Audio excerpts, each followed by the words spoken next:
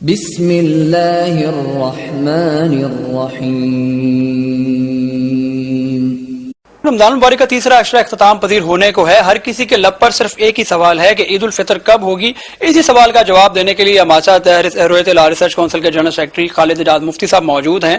ان سے پوچھتے ہیں، جی سر یہ بتائیے گا کہ عید الفطر کا چاند کب نظر آئے گا، عید کب ہوگی؟ اس طرح ہے جی کہ اس دفعہ 30 روزے ہوں گے اور عید الفطر جو ہے وہ 22 اپریل ہفتہ کے روز ہوگی۔ ارے سر یہ بتائیں کہ عمر کتنی ہوگی اس بار؟ ہاں، اس بار جو ہے جی 20 اپریل کو چاند جو ہے وہ پاکستانی وقت کے مطابق صبح 9:13 پر پیدا ہوگا اور غروب آفتاب کے وقت پاکستان کے کسی بھی علاقے میں چاند کی عمر جو ہے وہ 10 گھنٹوں سے زائد نہیں ہوگی اور غروب شمس اور غروب قمر کے درمیانی فرق جو ہے وہ 21 منٹ سے زائد نہیں ہوگا۔ اس لیے ننگی آنکھ تو ایک طرف رہ گئی، دوربین تو درکنار، ٹیلیسکوپ سے بھی چاند جو ہے وہ دکھائی نہیں دے گا اور 30 روزے پورے کرنے بعد آپ عید جو ہے وہ ہفتہ 22 اپریل کو منائیں گے۔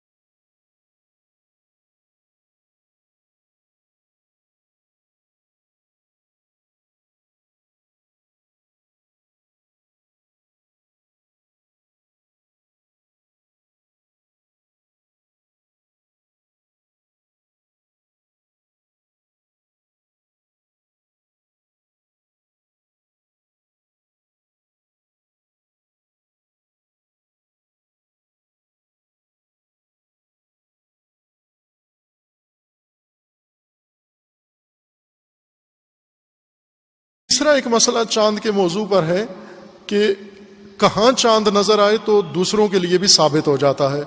آپ کے شہر میں، آپ کے محلے میں، آپ کے ملک میں کہاں چاند نظر آئے تو آپ کے لیے بھی چاند ہے. ایک تو یہ سرحدیں جو جغرافیائی بنا دی گئی ہیں، آیا ان سرحدوں کے اندر نظر آنا شرعی ملاک ہے، معیار یہ ہے. مثلا ہندوستان میں نظر آئے تو پاکستان میں ثابت نہیں ہوتا، پاکستان میں نظر آئے تو ہندوستان میں ثابت نہیں ہوتا، چونکہ باؤنڈری الگ الگ ہے. نہ، یہ سرحدیں جغرافیائی چاند دیکھنے کا معیار نہیں ہے کہ افغانستان میں نظر آئے تو پاکستان کے لیے معتبر نہیں ہے، پاکستان میں نظر آئے تو ہندوستان کے لیے معتبر نہیں ہے، ہندوستان میں نظر آئے تو بنگلہ دیش کے لیے معتبر نہیں ہے. چاند دیکھنے میں یہ سرحدیں نہیں. اب اگر ہندوستان مزید کئی ملک بن جاتا ہے تو آج کے ہندوستان میں جہاں نظر آئے چاند ہندوستان کا چاند ہو گیا ہے. اگر تقسیم ہو کے کئی ملک بن جائے تو پھر کسی ملک میں نظر آئے تو دوسرے میں ثابت نہیں ہوتا، کیونکہ آپ کا الگ ملک، ہمارا الگ ملک ہے. یہ خود ساختہ معیار ہیں. چاند کے لیے جو زیادہ علماء کرام جس شہرت ہے، بعض علماء کرام ہیں جن کا یہ فتویٰ ہے، جیسے مرحوم آغا خوئی رحمۃ اللہ علیہ، ان کا فتویٰ سب سے آسان فتویٰ تھا، اور وہ یہ تھا کہ دنیا میں جہاں بھی چاند نظر آ جائے چاند سب کے لیے ثابت ہو جاتا ہے. یعنی ہر وہ ملک جہاں پر آپ کی اور ان کی رات ایک وجہ سے ہو سکتی ہے، مشترک ہے تھوڑی سی بھی. مثلا آپ کی شام اور ان کی صبح اگر ایک ہے، یا پوری رات ایک ہے، آدھی رات ایک ہے، رات میں جن جن سرزمینوں کے ساتھ آپ شریک ہیں، یعنی یہاں بھی رات ہے وہاں بھی رات ہے، ایسے ملکوں میں جہاں بھی چاند نظر آ جائے ثابت ہو جاتا ہے. ان کا فتویٰ بہت آسان ہے، اور ابھی ان کے بعض شاگردوں کا بھی یہی فتویٰ ہے جن کے مقلدین پاکستان کے اندر ہیں، کہ دنیا میں کہیں بھی چاند نظر آئے ان کے لیے عید ہو جاتی ہے، ثابت ہو جاتا ہے. مشہور یہ فتویٰ ہے علماء کا کہ افق اگر ایک ہو، اگر ایک افق پر جو ممالک ہیں ان کا اگر چاند نظر آ جائے تو ہو جاتا ہے. رہبر معظم کا فتویٰ یہ ہے کہ افق اگر ایک ہو اور چاند اس افق میں کسی جگہ بھی نظر آئے تو تمام ممالک جن کا افق ایک ہے وہ سارے چاند ثابت ہو جاتا ہے. باقاعدہ دفتر رہبر معظم سے ہر سال نشر ہوتا ہے. اس سال باقاعدہ طور پر ان کے شعبہ بین الملل بین الاقوامی امور کے جو شعبہ ہے انہوں نے یہ تحریراً بھیجا ہے، ہمیں بھی موصول ہوا ہے، اور بھی ظاہر مختلف جگہوں پر یہ حکم ان کا جاری ہوا ہے کہ افق جن ممالک کا ایک ہے ان میں چاند ثابت ہو جاتا ہے.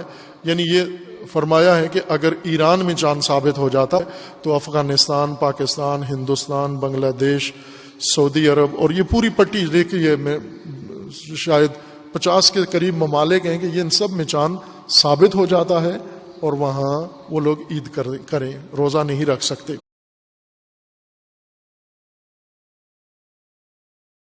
اب پاکستان میں وزیر مذہبی امور نے باقاعدہ طور پر نوٹیفیکیشن جاری کیا ہے کہ محکمہ موسمیات چاند نہ دیکھے. یہ کس شریعت کے تحت ہے؟ جبکہ شریعت میں یہ ہے کہ ہر آدمی دیکھے، ہر آدمی چاند خود دیکھے. اور انہوں نے باقاعدہ حکم، وزیر مذہبی امور ہے اور متشرع ہیں ماشاءاللہ، ریش مبارک ہے ان کی، تو ساتھ یہ کہہ دیا ہے کہ محکمہ موسمیات چاند نہ دیکھے. وہ کیوں نہ دیکھے؟ کس شریعت کے تحت روک رہے ہیں؟ کہاں یہ قدغن ہے کہ ولا نہ دیکھے چاند؟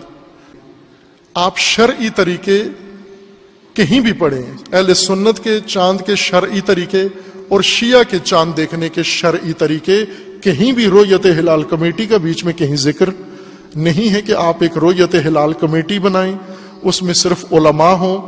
کہیں بھی نہیں ہے کہ چاند علماء نے دیکھنا ہے، کہیں بھی نہیں ہے کہ ان کی ایک کمیٹی ہونی چاہیے چاند دیکھنے کی. یہ ایک سہولت ہے سرکاری طور پر انہوں نے رکھی ہے علماء، اور وہی کمیٹی خود ایک سیاسی جماعت بن گئی ہے اور ایک فرقہ بن گیا ہے. یہ کمیٹی چاند دیکھنے کے شرعی طریقے بتا دیے ہیں جن میں رؤیت ہلال کمیٹی، اس کی کہیں کوئی تذکرہ کسی فقہ کی کتاب میں کسی مسلک میں نہیں ہے.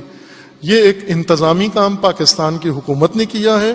حکومت کے لیے یہ کمیٹی اہمیت رکھتی ہے، شرعی طور پر عوام اس کی کوئی حیثیت نہیں ہے، اور شرعی مسائل میں رؤیت ہلال کمیٹی کوئی حکم صادر نہیں کر سکتی، نہ ہی اس کا حکم قابل عمل ہے.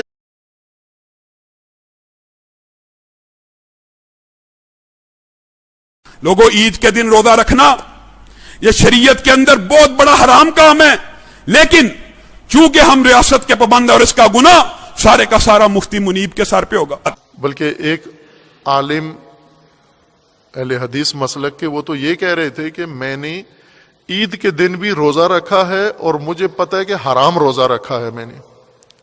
साथ ये भी ईद के खुतबे, ईद के नमाज पढ़ा रहे हैं 2 शवाल को ईद की नमाज पढ़ा के खुद कह भी रहे हैं कि आज ईद नहीं है, ईद कल हो गई है। और कल सब ने रोजा रखा है, मैंने भी कह रहे थे रोजा रखा था, और मैंने हराम रोजा रखा है।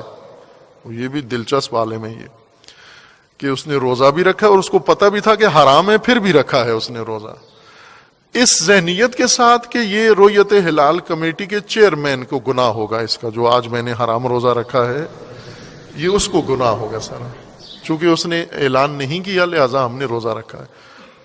अजीज मन, ये तो आप अपने मसलक की फिकी किताब में देखें तो उसमें लिखा हुआ है कि अगर खुद इंसान को इत्मीनान हासिल हो जाए, यकीन हासिल हो जाए कि चांद है तो है वो चांद, फिर कोई मुफ्ती कहे, कोई भी कहे, वो हुज्जत नहीं होता आपके लिए। जब आपको खुद यकीन है, आपने देख लिया है चांद, या आपके शहादतों से साबित हो गया है चांद आपके लिए, तो आपके लिए हराम है रोजा रखना।